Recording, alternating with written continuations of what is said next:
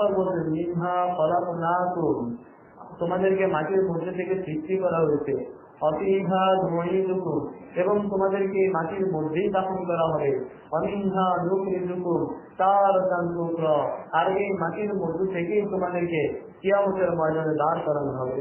আমার বন্ধু, জীবনে তো অনেক কিছুই করলাম, এবার একটু চিন্তা করো যে আমি জীবনে অনেক কিছুই করলাম, এবার একটু হিসাব করো যে কতটুকু অর্জন করলাম, আল্লাহকে কতটুকু সন্তুষ্ট করতে পারলাম, কয়বার রব্বুল আলামিনের কুদরতি পায়ের উপরে চিন্তা করলাম, কয়বার মিথ্যা বললাম, কয়বার মানুষকে ধোঁকা দিলাম, অন্যকে কষ্ট দিলাম, কতবার রবকে নারাজ করলাম, আর কতবার রাত্রের বেলা উঠে আল্লাহর কাছে কান্নাকাটি করলাম, কয়টা রাত দুনিয়ার মানুষের সাথে কাটাইছি, আর কয়টা রাত রব্বুল আলামিনকে নিয়ে কাটাইলাম। দোস্ত, এবার একটু হিসাব করো, আর বেশি দিন নাই, অল্প কিছুদিন, তারপরে কবরে যাইতে হবে। দুনিয়া এটা থাকার জায়গা না, এটাই চূড়ান্ত কথা যে দুনিয়া ছাড়ার জায়গা।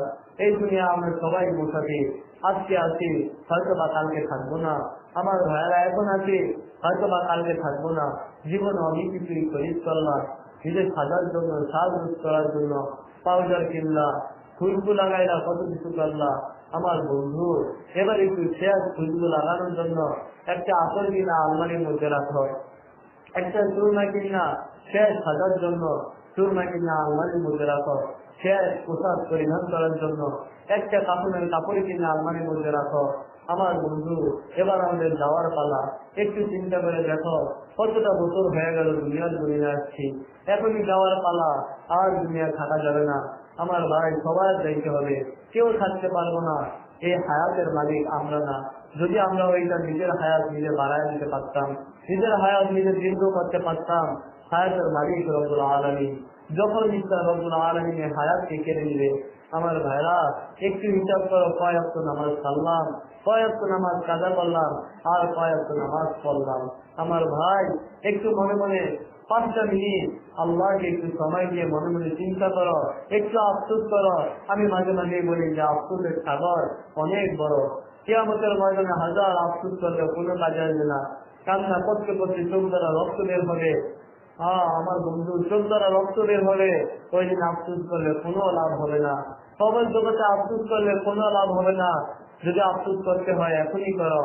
অনেক গুনার মধ্যে লিপ্ত হয়েছি আমার ভাইয়েরা, অনেক তো বেপর্দা হইল, অনেক তো গুনাহ হইল, টেলিভিশন দেখা হইল, মিথ্যা বলা হইল। এবার সব বাদ দিয়া একটু রবের সাথে ভাব লাগাও, একটু রবের সাথে ভাব লাগাও। রব্বুল আলামিন বলেন, বান্দা তুমি নেক আমল করবা, নামাজ পড়বা, তো তোমাকে এই নামাজের প্রতিদান আখিরাতে দেওয়া হবে জান্নাত। এটা বাকির ব্যবসা, এটা বাকির ব্যবসা। দুনিয়ায় আমল করবা, জান্নাত পাইবা মৃত্যুর পরে, এটা তো বাকির ব্যবসা। আচ্ছা, তোমার কাছে কি জান্নাত বড় না আমি রব বড়? বান্দা, আমি তো বাকির ব্যবসা না। তুমি দুনিয়ায় থাকতে যদি আমি আল্লাহকে চাও, তুমি দুনিয়া থাকতে আমি আল্লাহকে চাইবা, আর আমি আল্লাহ তোমার হয়ে যাবো। তুমি কি আমাকে চাও না? তোমার কি মন চায় না একটা বার আমি রবের কুদরতি পায়ের উপরে চিন্তা করবা? তোমার কি মন চায় না আমি রবের সাথে একটু কথা বললাম? দুনিয়ার কত মানুষের সাথে কথা বললাম, আমাকে সময় দেওয়ার মতো তোমার কি কোনো সময় নাই? কত মানুষকে কষ্ট দিলা, তুমি তাদের পায়ে ধরে মাপ চাও, হয়তো কেউ মাফ করে, কেউ তোমাকে লাথি মারে, ফিরে যায়। তুমি আমি রবের কাছে একটু মাপ চাও। রব নিজেই বলতেছেন, তবু ইলাল্লাহি জামিআ, বান্দা কঠিন গুনাহের মধ্যে লিপ্ত হয়ে গেছ।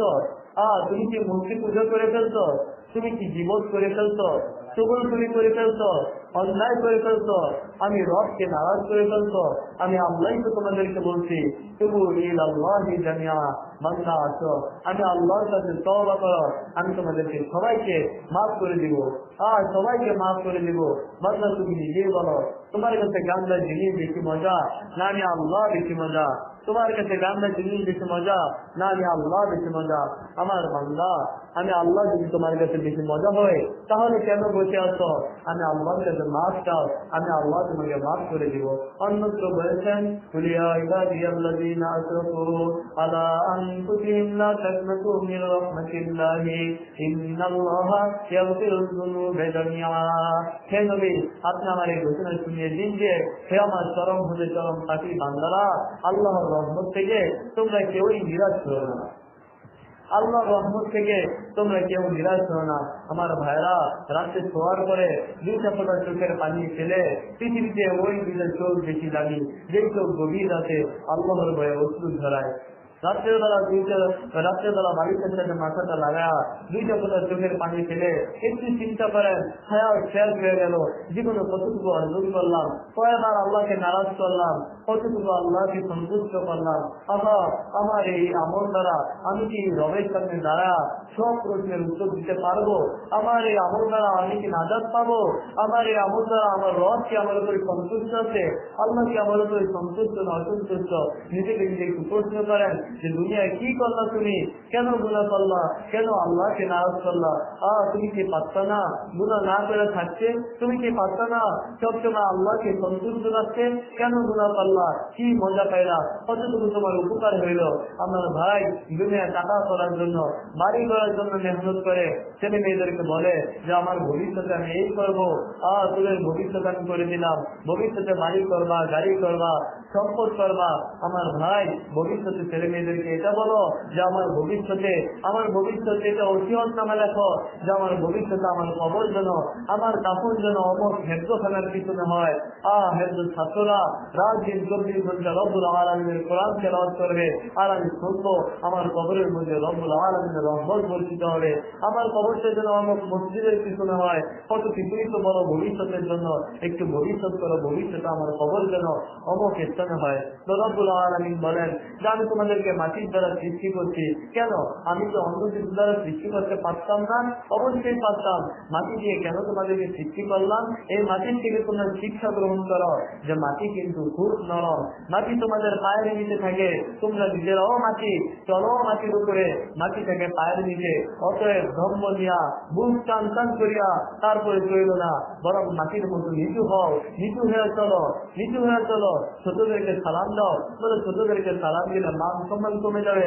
আমার ভাইরা, না, মান সম্মান কমবে না, বরং রব্বুল আলামিন আরো এর ইজ্জতকে বাড়ায় দিবে। আমার ভাই, রব্বুল আলামিন বলেন মাটির থেকে শিক্ষা গ্রহণ করো, মাটি যেমন নিচু, তোমরা নিচু হয়ে চলো। মাটি কিন্তু অনেক নরম, মাটি দিয়ে তোমাদেরকে সৃষ্টি করার উদ্দেশ্য তোমরা নরম মেজাজের হও, শক্ত মেজাজের হও না, মাটির মতো নিচু হও। আজকে তুমি টাকা পায়া, ক্ষমতা পায়া, তোমাকে এই টাকা কে দিতে? আমি আল্লাহ তো দিচ্ছি। টাকা পায়া, ক্ষমতা পায়া, ভালো বিল্ডিং এ থাকো, কে থাকার তৌফিক দিতে? আমি আল্লাহ দিচ্ছি। ভালো খাবার খাও, আজকে ক্ষমতা পায়া আমি আল্লাহকে ভুলে গেছো, বুক টান টান করিয়া ধরো, অন্যকে কষ্ট দাও। এই টাকা কে দিতে? এই টাকায় ভুলের কাজ করতে তোমাকে ফকির বানিয়েছে। আমি রব্বুল আলামিনের 1 সেকেন্ড সময়ও লাগবে না। আমার ভাইরা, রব্বুল আলামিন বলেন তোমার কতটুকু টাকা আছে, কতটা সম্পদ আছে, তুমি কি দেখো নাই? ফেরাউনের টাকার অভাব ছিল না, সম্পদের অভাব ছিল না, ক্ষমতার অভাব ছিল না। এর থেকেও বেশি কি তোমার ক্ষমতা? নমরুদের টাকার অভাব ছিল না, সম্পদের অভাব ছিল না, ক্ষমতার অভাব ছিল না। সাজ্জাদের অনেক টাকা ছিল, সাজ্জাদ নিজেই জান্নাত বানাইছে, এত এই পরিমাণের টাকা ছিল, ক্ষমতা ছিল।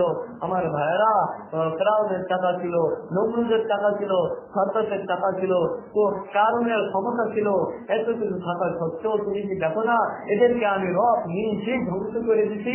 তোমাকে ধ্বংস করতে আমি রব্বুল আলামিনের 1 সেকেন্ড সময়ও লাগবে না। তোমার কি বিশ্বাস হয় না যে জান্নাত আছে? তোমার কি বিশ্বাস হয় না যে একদিন কবরে আসতে হবে? তোমার কি ভয় করে না যে আমি রবের সামনে দাঁড়াইতে হবে? রব্বুল আলামিন যদি জিজ্ঞেস করে বান্দা অমুক বেলার অমুক অক্ষের নামাজ কেন পড়ো নাই, কি জবাব দিবা? যদি বলো অমুক অক্ষের নামাজ পড়ো নাই কেন, কি জবাব দিবা? আমার ভাইয়েরা, আল্লাহ রাব্বুল আলামিন নেক আমল নিয়ে আমাদেরকে কবর যাওয়ার তৌফিক দান করেন। আমার ভাই, ইনের সঠিক বুঝ আল্লাহ রাব্বুল আলামিন আমাদেরকে দান করার মধ্যে